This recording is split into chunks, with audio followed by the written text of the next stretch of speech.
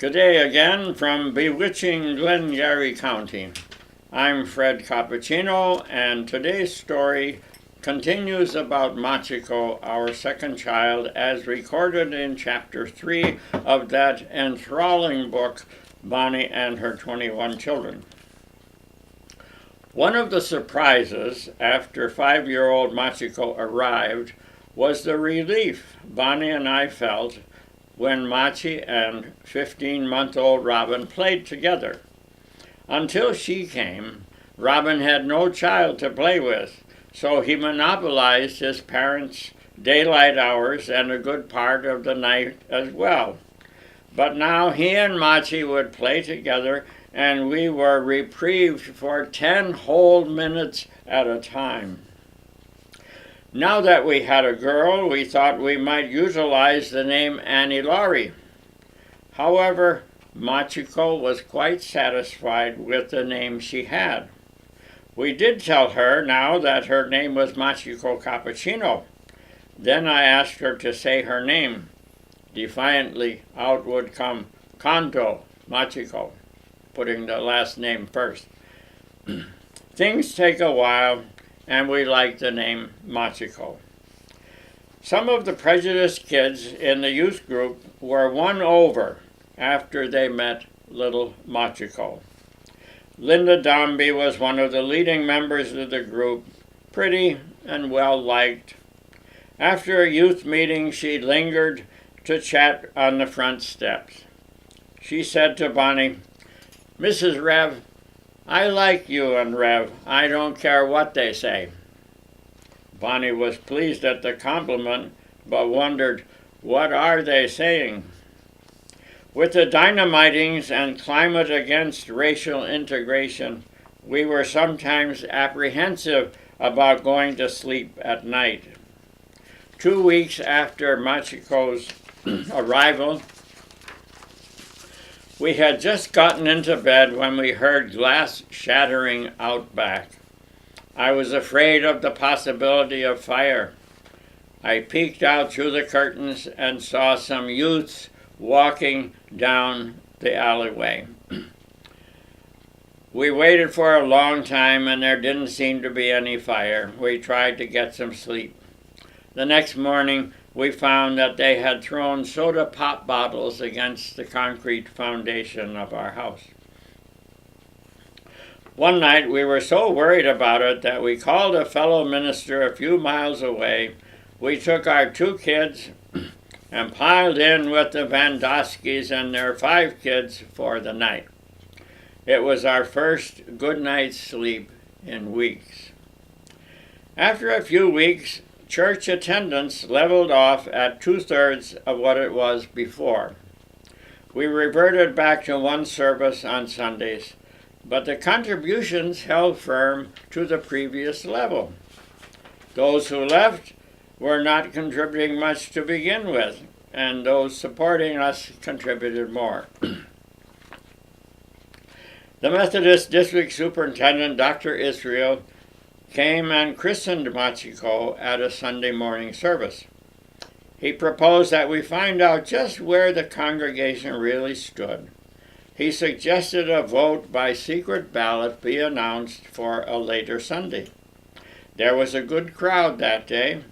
The question was clear. Write yes or no to the question, "I would like Reverend Cappuccino to remain as minister for the coming year." Methodist appointments were for a year at a time. The vote was 62 yes, 11 no, and a few abstentions. From this result, we sensed that the resistance to our staying was mainly just a few of the church leaders who were also powerful people in the community. The bulk of our congregation were unwilling to oppose them openly. At the quarterly conference, 16 leaders of the congregation gathered to meet with the district superintendent and myself. We were receiving $3,200 per year by this time, and I had let it be known that I wanted a 30% raise to bring my salary a little closer to the standard for my profession. The main leader of the congregation, a lawyer, stated that the Cappuccinos can stay for another year if they agree not to adopt any more controversial children. He would even support the raise we asked for. We responded that we were already planning to adopt a black and Japanese boy. The leader said, in that case, we request the bishop to appoint Reverend Cappuccino elsewhere and send us another minister. This leader was a member who had followed the 7 holy habits of living, tithing his income, giving 10% to the church, attending church every Sunday, praying every day, etc. Dr. Israel said, we have heard this one opinion expressed. Are there any other opinions? The rest of the group were reluctant to speak because you never know when you're going to need a lawyer's help. No one said anything. Then Elsie started to weep. Elsie Sandman was a quiet, amiable woman who had been church treasurer since the beginning of time. She deferred to others in the running of the church and seldom expressed an opinion. In a soft voice, but very clearly, she said, we'll never get another couple like the Cappuccinos, and she continued weeping. Dr. Israel waited for other opinions. None was forthcoming. The quarterly conference went on record requesting our removal at the next annual conference 9 months hence. One heartening development was the emergence of a vocal group in support of what we were doing. One young wife, a rough, outspoken person, thought my theology left something to be desired, which was probably true. I had automatically pegged her as prejudiced. She turned out to be strongly supportive and ready to say so. Other people would bring a small toy for Machiko or some article of clothing. A few people, strangers to us, wrote letters wishing us well. These were great morale boosters. We had served McKinley Park Church for 3 years and had received 110 new members. After the arrival of Machiko, we remained there for 9 months until the annual conference in June, when ministerial changes are made. We were appointed to Christ Methodist Church, about 15 miles away in Chicago. The bishop replaced us at McKinley Park with another minister who had much the same attitude about race that we had.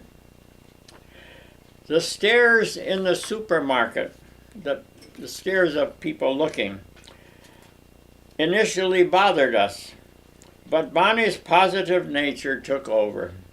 She assumed goodwill on everybody's part. When a stranger asked, "Are you babysitting this child for someone?" Bonnie responded with a big smile, "No, she's ours, isn't she beautiful?" Usually the person agreed, perhaps altering their initial impression on the spot. Here endeth the reading of the story. And now the song is an old song, "When you wore a tulip and I wore a big red rose."